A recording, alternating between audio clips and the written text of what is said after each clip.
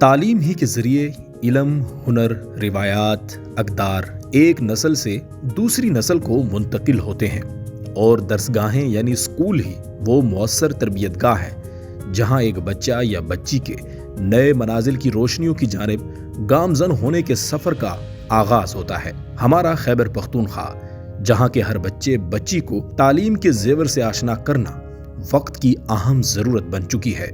اسی تناظر میں ضم شدہ قبائلی اضلاع میں حکومت خیبر پختونخوا، پاک فوج اور ٹرائبل یوتھ ایسوسی ایشن کے اشتراک سے قبائلی اضلاع کے طلباء و طالبات کے لیے ترجیحی بنیادوں پر تعلیم کے حصول کو یقینی بنانے کے لیے مؤثر اقدامات جاری ہیں۔